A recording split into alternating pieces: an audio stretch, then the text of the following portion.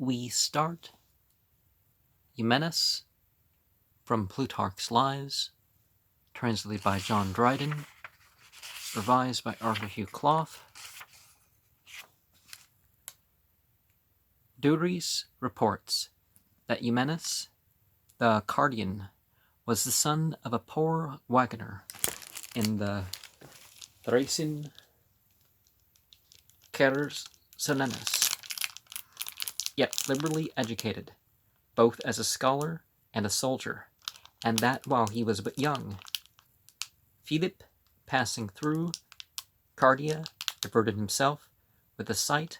of the wrestling matches and other exercises of the youth of that place, among whom Eumenes performing with success, and showing signs of intelligence and bravery, Philip was so pleased with him as to take him into his service. But they seem to speak, more probably to tell us, that Philip advanced Eumenes for the friendship he bore to his father, whose guest he had sometimes been. After the death of Philip, he continued in the service of Alexander, with the title of his personal secretary, but in as great favor as the most intimate of familiars, being esteemed as wise and faithful as any person about him, so that he went with troops under his immediate command as general in the expedition against India, and succeeded to the post of Perdiccas when Perdiccas was advanced to that of Hephaestion, then newly deceased, and therefore, after the death of Alexander, when Neoptolemus, who had been captain of his lifeguard, said that he had followed Alexander with shield and spear, but Eumenes only with pen and paper, the Macedonians laughed at him, as knowing very well that, besides other marks of favor, the king had done him the honor to make him a kind of kinsman to himself by marriage, for Alexander's first mistress, Nasia, by whom he had a son Hercules, was Barcine, the daughter of Artabazus, and in the distribution of the Persian ladies, of the Persian ladies among the captains, Alexander gave Apam, one of his sisters, to Ptolemy, and the other, also called Barcine, to Eumenes. Different languages, different, I don't have Greek characters, so the pronunciation is kind of... Notwithstanding, he frequently incurred Alexander's displeasure, and put himself into some danger through Hephaestion. The quarters that had been taken up for Eumenes, Hephaestion assigned to Eueas, the flute player, upon which, in great anger, Eumenes and Mentor came to Alexander, and loudly complained, saying that the way to be regarded was to throw away their arms and turn flute players or tragedians, so much so that Alexander took their part, and chid Hephaestion, but soon after changed his mind again, and was angry with Eumenes, and accounted the freedom he had taken to be rather an affront to the king than a reflection upon Hephaestion. Afterwards, when Nearchus, with a fleet, was to be sent to the southern sea, Alexander borrowed money of his friends, and his own treasury being exhausted, and would have had 300 talents of Eumenes, but he sent 100 only, pretending that it was not without great difficulty that he raised so much from his stewards. Alexander neither complained nor took the money, but gave private orders to set Eumenes' tent on fire, designing to take him in a manifest lie, when his money was carried out. But before that could be done, the tent was consumed, and Alexander repented of his orders, and all his papers being burnt, the gold and silver, however, which was melted down in the fire, being afterwards collected, was found to be more than 1,000 talents. Yet Alexander took none of it, and only wrote to the several governors and generals to send new copies of the papers that were burnt, and ordered them to be delivered to Eumenes. Another difference happened between him and Hephaestion concerning a gift, and a great deal of ill language passed between them, and Eumenes still continued in favor, but Hephaestion dying soon after, the king in his grief, presuming all those that differed with Hephaestion in his lifetime were now rejoicing at his death, showed much harshness and severity in his behavior with them, especially towards Eumenes, whom he had often upbraided with his quarrels and ill language to Hephaestion, but he, being a wise and dexterous courtier, made advantage of what had done him prejudice, and struck in with the king's passion for glorifying his friend's memory, suggesting various plans to do him honor, and contributing largely and readily towards erecting his monument.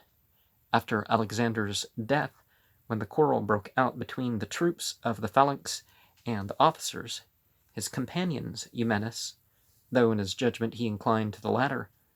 yet in his professions stood neuter, and, if he thought it unbecoming him, who was a stranger, to interpose in the private quarrels of the Macedonians, when the rest of Alexander's friends left Babylon, he stayed behind, and did much to pacify the foot soldiers, and to dispose them towards an accommodation. And when the officers had agreed among themselves in recovering from the first disorder, proceeded to share out the several commands and provinces, and made Eumenes governor of Cappadocia and Paphlagonia, and all the coast upon the Pontic Sea, as far as Trebizond, which at that time was not subject to the Macedonians, for Ariarathes kept it as king, but Leonatus and Antigonus, with a large army, were to put him in possession of it. Antigonus, already filled with hopes of his own, and despising all men, took no notice of Perdiccas's letter. But Leonatus, with his army, came down into Phrygia to the service of Eumenes, being visited by Hecataeus, the tyrant of the Cardians, and requested rather to relieve Antipater and the Macedonians that were besieged in Lamia.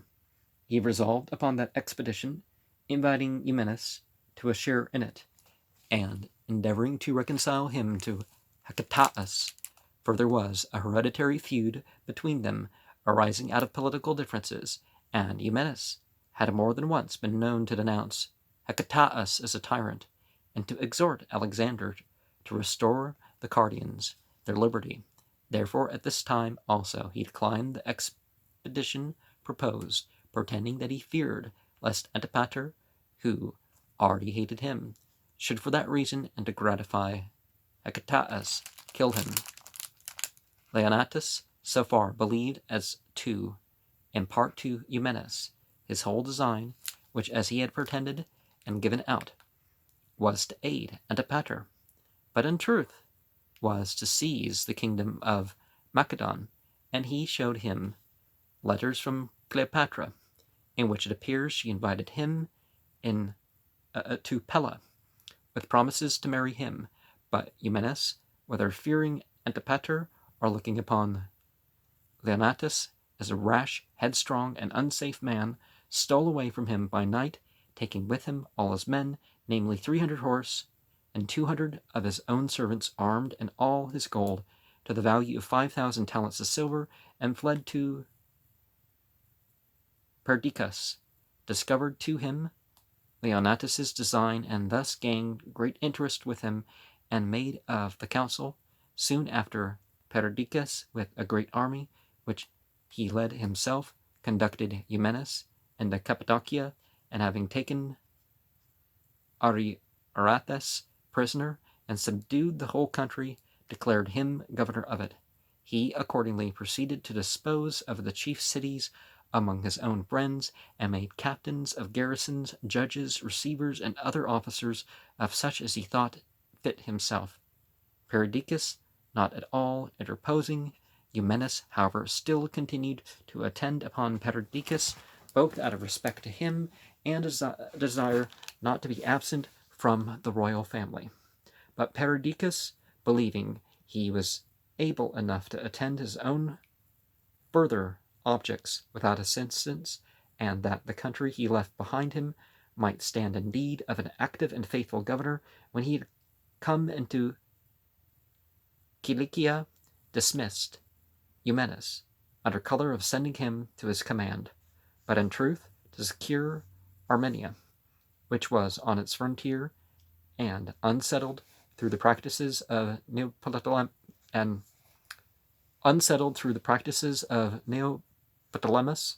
him, a proud and vain man. Eumenes exerted himself to gain by personal attentions, but to balance the Macedonian foot, whom he found insolent and self-willed, he contrived to raise an army of horse, excusing from tax and contribution all those of the country that were able to serve on horseback, and buying up a number of horses, which he distributed among such of his own men as he most confided in, stimulating the courage of his new soldiers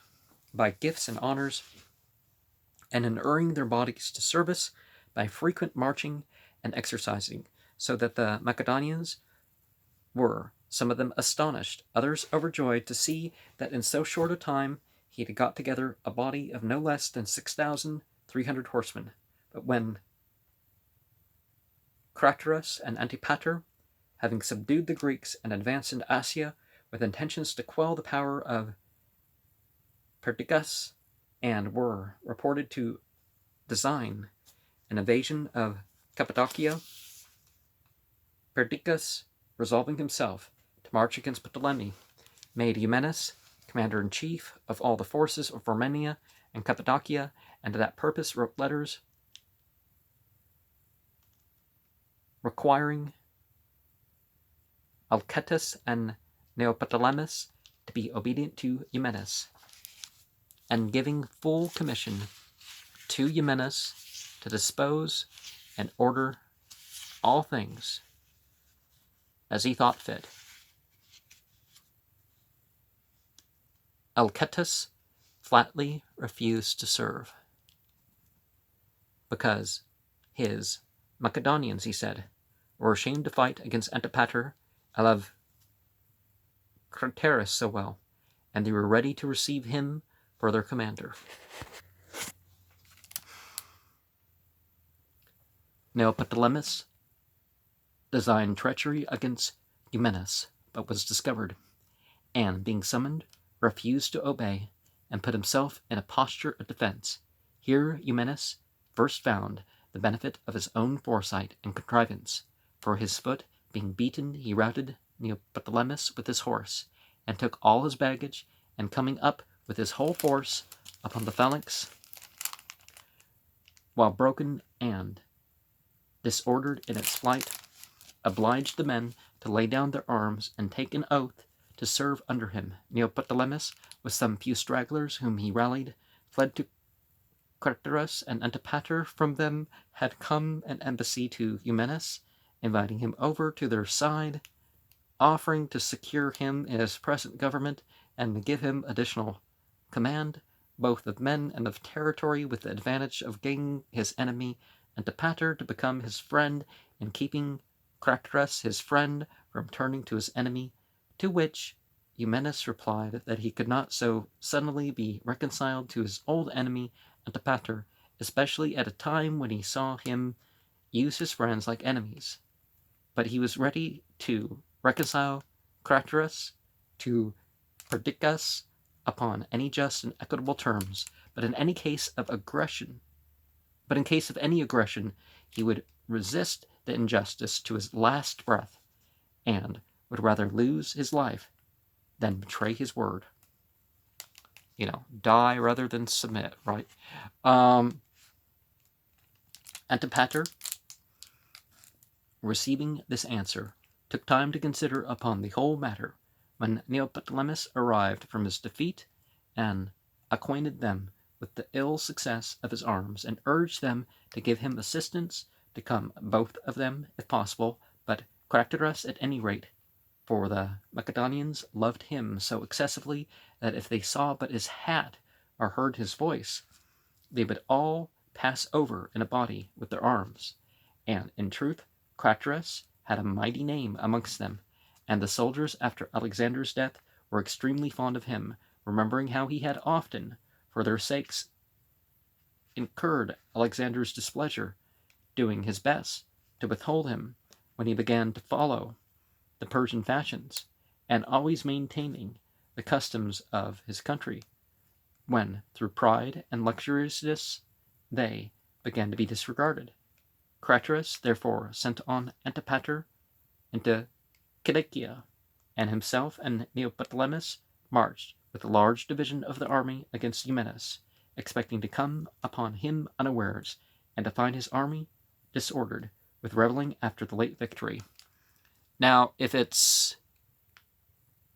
if it'd be better to spread the wealth with one's people as the soldiers rather than, fighting wars just to get rich oneself,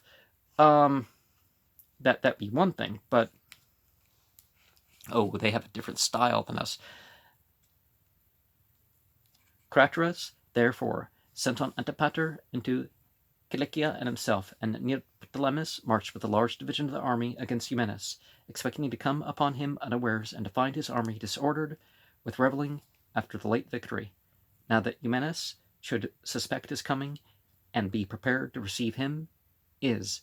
an argument of his vigilance, but not perhaps a proof of any extraordinary sagacity, but that he could contrive both to conceal from his enemies the disadvantages of his position, and from his own men whom they were to fight with, and so that they led them on against Craterus himself without their knowing that he commanded his enemy. That he commanded the enemy. Thus, indeed, seems to show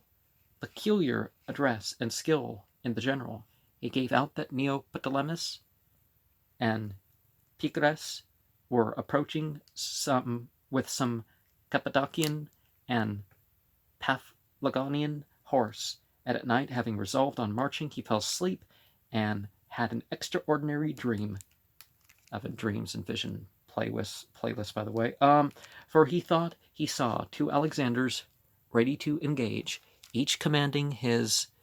several phalanx, the one assisted by Minerva, the other by Charis, and that, after a hot dispute, he on whose side Minerva was beaten, and Charis, gathering ears of corn, grain, wove them into a crown for the victor. And Alexander the Great possibly symbolized stuff to deal with the brain in some of his headgear and stuff. Our